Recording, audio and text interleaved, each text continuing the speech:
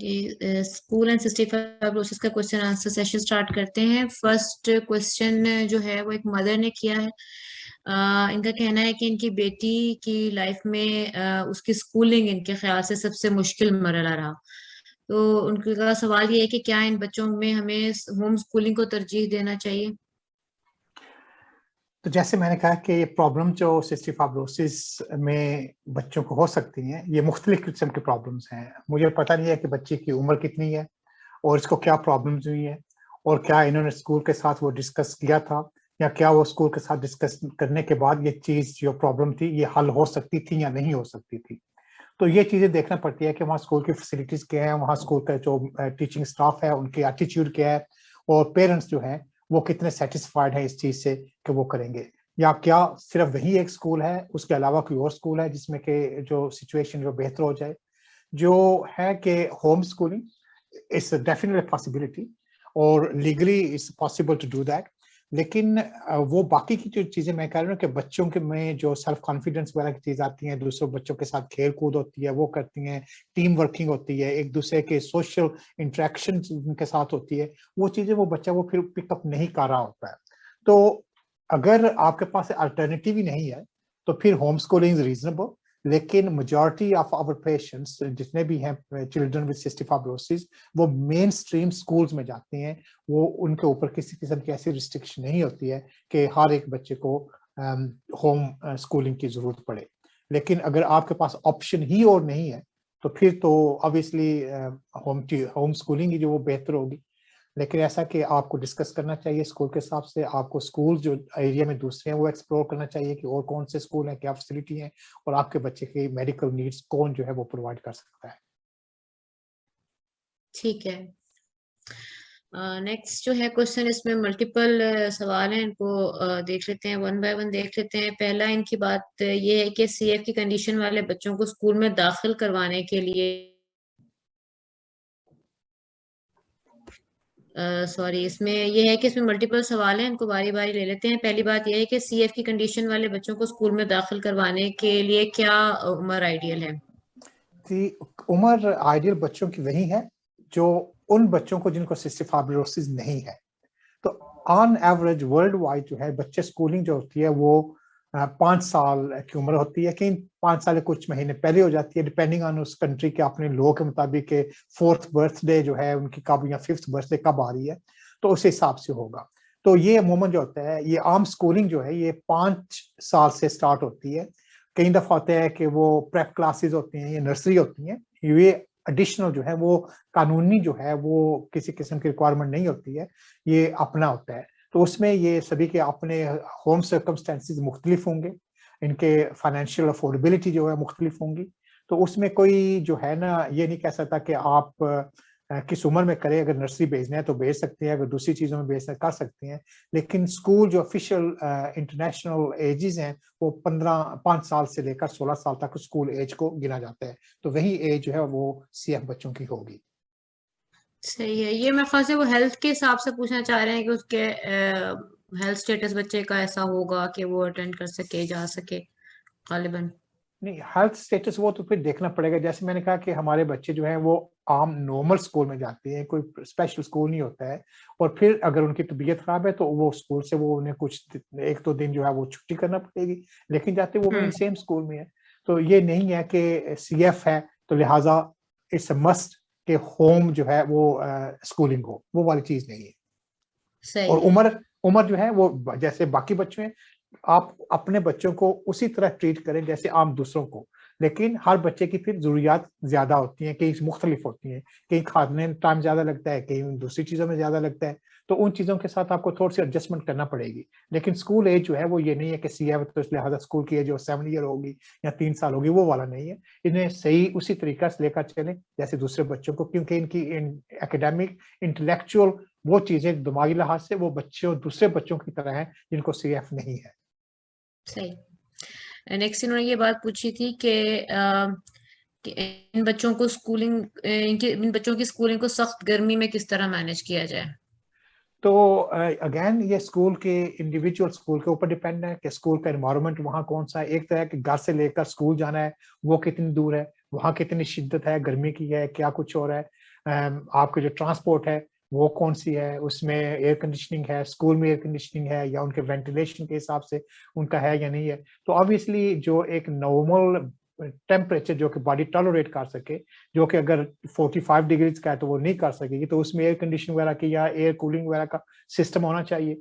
और इसके साथ-साथ बच्चों को स्वेटिंग वगैरह होगी, बच्चों को प्यास लगेगी और बच्चों के नमकियात जो है वो आगे पीछे होते हैं। तो ये ज़रूर ख्याल रखें कि बच्चों को पानी जो है वो ज़रूर पिएँ और स्कूल के साथ डिस्कस करें कि इन बच्चों को पानी पीने की जो ज़रूरत वो दूसरों से ज़्यादा है। और उसके साथ क्योंकि गर्मी में पसीने से सॉल्ट जो होता है वो लूज़ होता है, तो बच्चों को स्नैक्स वगैरह ऐसे साथ देकर जैसे सॉल्टी क्रिस्प्स वगैरह होती हैं, वो करें या अगर चिप्स दे रहे हैं तो उसके ऊपर जो है एडेड सॉल्ट वगैरह चीज़ हो, वो जो है वो भी इस्तेमाल करने दी जाए और टीचर को भी पता हो कि ये बच्चा इस चीज़ के लिए ये ऐसे कर रहा है। तो गर्मी के लिहाज से ये आपका एनवायरमेंटल टेम्परेचर कंट्रोल के ऊपर मुनहसर है कि वहाँ कौन-सी फैसिलिटी है, एयर कूलिंग वगैरह का सिस्टम है, एयर कंडीशन का सिस्टम है, पानी की फैसिलिटी अवेलेबल है या नहीं है और साथ जो है अगर स्वेटिंग वगैरह होती है बच्चों को, तो आप उनको वो चीज़ें दें के साथ सॉल्टी चीज़ें देकर भेजें ताकि वो जो चीज़ ले सकें।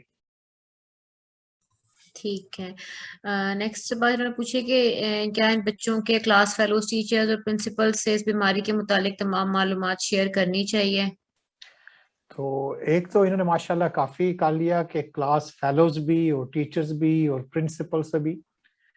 तो हर एक को बताना ज़रूरी नहीं है हुँ, कि आपने डंका बजाना है कि मेरे बच्चे को सीएफ है। तो ये चीज़ ऐसी नहीं होना चाहिए। जो लोग बच्चे की कंडीशन को फ़ायदा उसको फ़ायदा कर सकते हैं किसी किस्म का, उनको ज़रूरी है। टीचर मिसाल के तौर पे उसको पता होना चाहिए। ज़रूरी नहीं है कि बच्चे हर क्लास का 4 साल का, 5 साल का, 10 साल का बच्चा सभी को पता है कि सिस्टिक फाइब्रोसिस होते हैं। वो ऐसी बात नहीं है, किसी को बताने की आपको ज़रूरत नहीं है। ये आपकी अपनी प्राइवेट लाइफ़ है, उसको आप कर सकते हैं, लेकिन वो प्राइवेट लाइफ़ आप लिमिटेड नंबर के साथ जो है वो डिस्कस कर सकते हैं। क्योंकि अगर टीचर्स को ही नहीं पता है और बच्चा खांसी करना शुरू कर दिया है या इसने टॉयलेट जाना था तो अगर उसे ही नहीं पता है तो वो फिर आपके बच्चे की वो जो है वो सही केयर नहीं कर सकेंगे उस लिहाज से। तो टीचर्स के साथ या प्रिंसिपल अगर वो गाइड कर रहे हैं, पॉलिसीज़ बना रहे हैं स्कूल की, तो उनके साथ डिस्कस करना ज़रूरी है, लेकिन हर क्लास फेलो के साथ नहीं। लेकिन बच्चों के अपना एक हलका होता है, उनके अपने दोस्त होते हैं।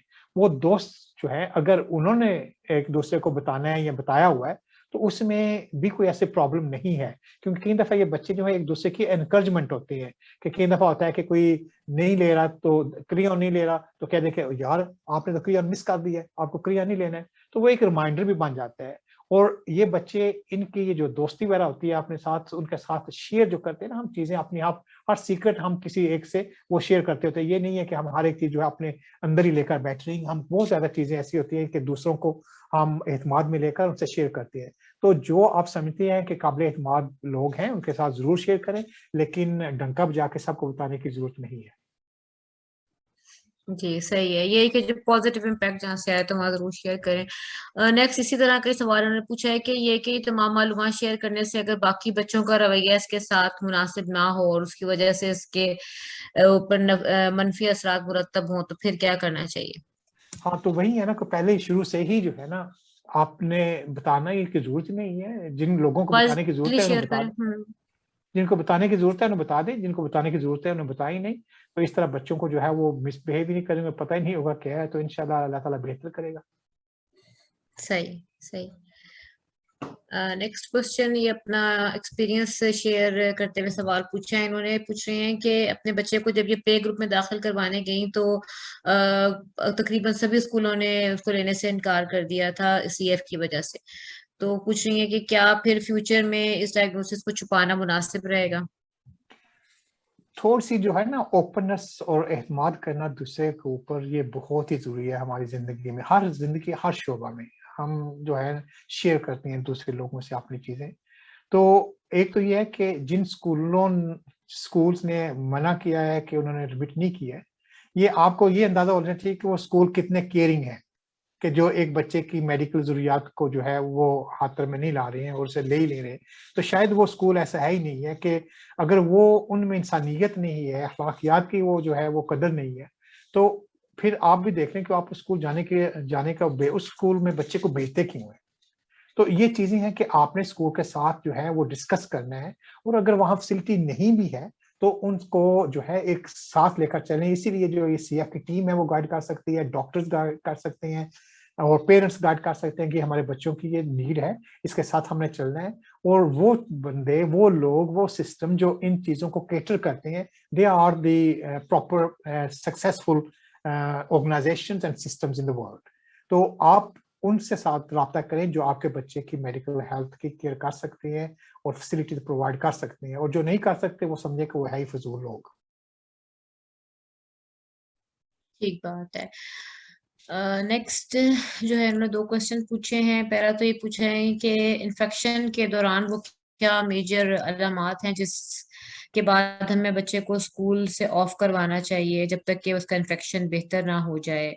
और दूसरा ये कि वो कौन से मोस्ट कॉमनली कौन से बग्स हैं कि जो हों तो क्राउड में या स्कूल में बच्चे को नहीं भेजना चाहिए। ये इंडिविजुअल अगेन है कि आपके बच्चे को जब भी इन्फेक्शन होता है, आपको एहसास होना शुरू हो जाता है कि बच्चे को खांसी हो रही है, बच्चा बलगम ज्यादा कर रहा है, बच्चे का सांस फूल रहा है, बच्चे की जो तबीयत है वो ठीक नहीं है, सैचुरेशन कम हो रही है। तो ये एक चीज नहीं है जिसके ऊपर आप करें। तो यही है कि अगर बच्चा मिसाल के तौर पर 20 कदम चले तो थकावट हो रही है, थक रहा है, वो सांस उसका फूल रहा है, ऑक्सीजन ड्रॉप हो रही है, तो ऑब्वियसली वो बच्चा स्कूल नहीं जाएगा। या खांसी इतनी ज्यादा है कि इसको उसके साथ हेडेक हो रहा है, वॉमिटिंग हो रही है, तो अपना करें। लेकिन अगर हल्की सी खांसी है, बुखार वगैरह नहीं है, बच्चा अदरवाइज एक्टिव है, तो उन्हें जाने दें। तो ये आपको अपने बच्चे का पता होगा कि ये इसकी तबीयत कैसी है, इसके जो कल गुजर चुका है उससे आज इसकी एक्टिविटी कितनी है, कितना ये टायर्ड फील कर रहा है, ये इतने इसके अलर्ट है या नहीं है, खाने पीने के हिसाब से, खांसी के हिसाब से। तो ये इंडिविजुअल चीज है, ये कोई प्रिस्क्रिप्शन नहीं है कि आपके बच्चे को ये हो तो आप नहीं भेज सकते हैं। सर्टनली अगर उनकी सैचुरेशन कम है, ब्रेथलेसनेस है, खांसी इतनी ज्यादा है कि उन्हें दरमियान में वक्फा नहीं मिल रहा है, उनको एक्स्ट्रा मेडिसिन लेने की जरूरत है जो कि आप स्कूल में नहीं दे सकते, उन्हें फिजियो की जरूरत है तो आप वो नहीं कर सकते, तो फिर उसको उस आइडिया के हिसाब से आप स्कूल से वो बच्चा जो है वो नहीं जा सकेगा, तो उसे घर रखना पड़ेगा।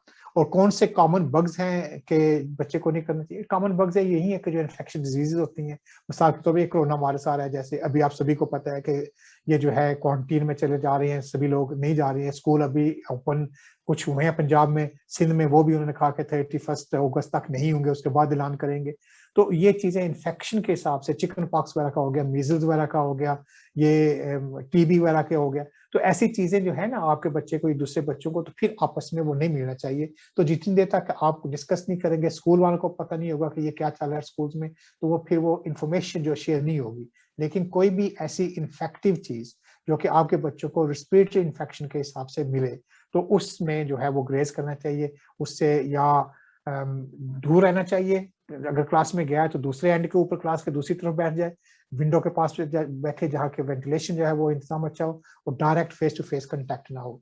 लेकिन ये इंडिविजुअल केसेस जो है वो देखना पड़ेंगे, कोई एक चीज नहीं है, लेकिन जो मिसालें मैंने आपको दी हैं उनका भी जरूर ख्याल रखें।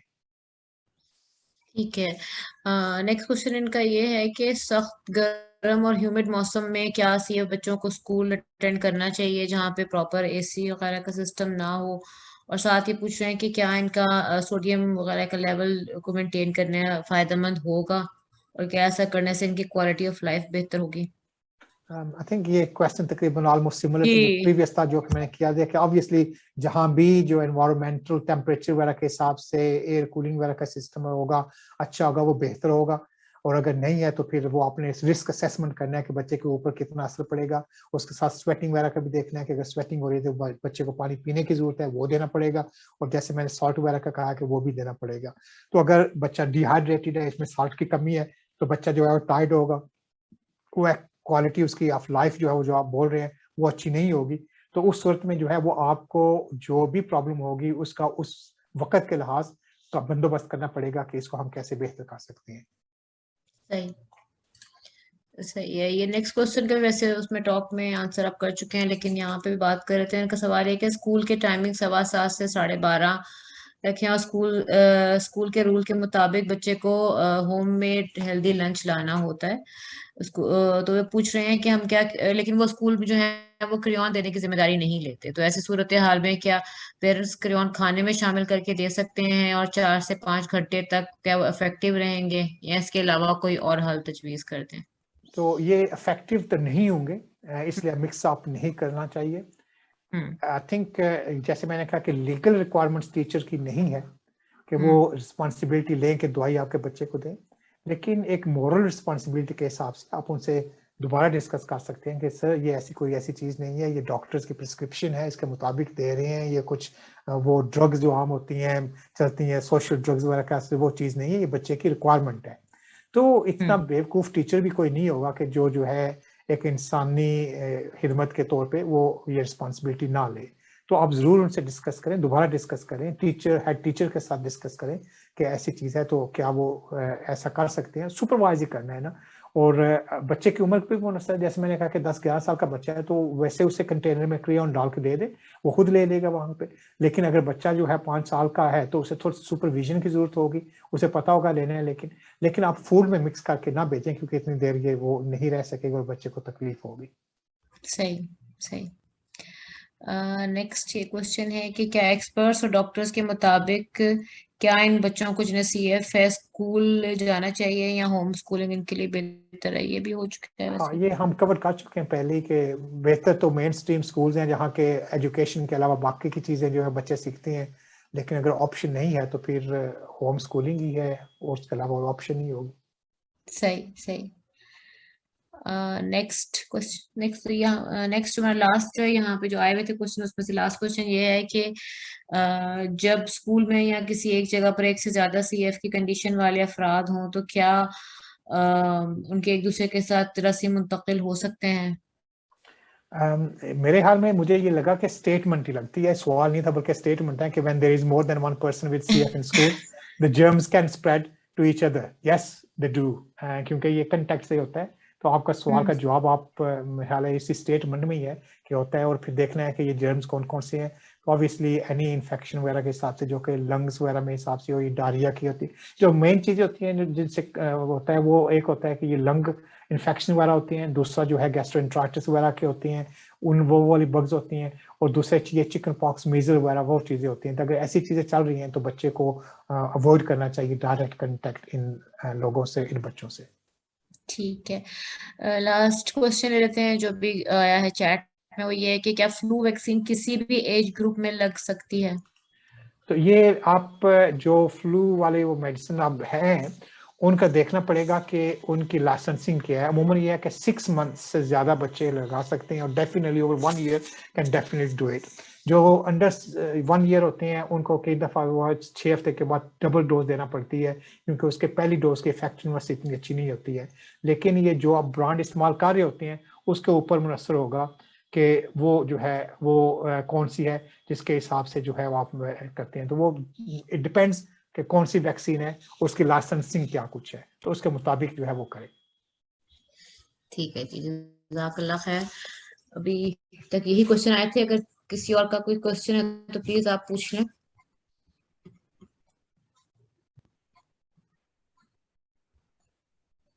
किसने कोई क्वेश्चन करना है? चलिए, अगर क्वेश्चन किसी का नहीं है तो I hope everybody stays safe and well. Allah ताला सबको अपने हिफ्ज़-ओ-मान में रखे, बच्चों को सेहत तंदुरुस्ती दे, और स्कूल क्योंकि स्टार्ट हो रहे हैं सबको अल्लाह ताला अपने हिफ्ज़-ओ-मान में रखे और ठीक ठाक रखे। अस्सलाम वालेकुम व रहमतुल्लाहि व बरकातहू।